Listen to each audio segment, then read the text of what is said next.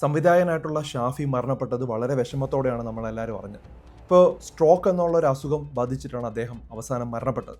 ഇപ്പോൾ സ്ട്രോക്ക് എന്നുള്ള അസുഖം എങ്ങനെ നമുക്ക് നേരത്തെ തിരിച്ചറിയാം എന്നതിനെക്കുറിച്ച് വളരെ വ്യക്തമായിട്ട് പൊതുജനങ്ങൾ അറിഞ്ഞിരിക്കണം.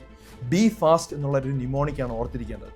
ബി എന്ന് പറഞ്ഞാൽ ബാലൻസ് എന്നുള്ള പ്രോബ്ലം. നിൽക്കുന്ന സമയത്ത് നമ്മൾ വീഴുന്ന പോലുള്ളൊരു തോന്നൽ ഉണ്ടാവുന്നെങ്കിൽ അത് സ്ട്രോക്ക് ആവും.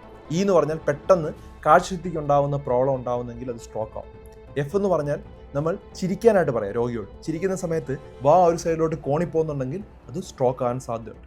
എ എന്ന് പറഞ്ഞാൽ ആം ഡ്രിഫ്റ്റ്, കൈകൾ ഇങ്ങനെ ആകാശത്തോട്ട് വെക്കുക. 10 സെക്കൻഡ് ഹോൾഡ് ചെയ്യാൻ പറ്റുമെങ്കിൽ നോർമലാണ്. 10 സെക്കൻഡ് പോലും ഹോൾഡ് ചെയ്യാൻ പറ്റുന്നില്ല, താഴോട്ട് പോകുന്നുണ്ടെങ്കിൽ അത് വീക്കാണ്, അത് സ്ട്രോക്ക് ആകാൻ സാധ്യതയുണ്ട്. എസ് എന്ന് പറഞ്ഞാൽ സ്ലറിങ് ഓഫ് സ്പീച്ച്. സ്ലറിങ് ഓഫ് സ്പീച്ച് കഴിഞ്ഞാൽ നമുക്ക് സംസാരിക്കുമ്പോൾ ഒരു വ്യക്തതയില്ല, ഒരു കുഴച്ചിലുണ്ടാകുന്നുണ്ടെങ്കിൽ അത് സ്ട്രോക്കിൻ്റെ ലക്ഷണമാണ്.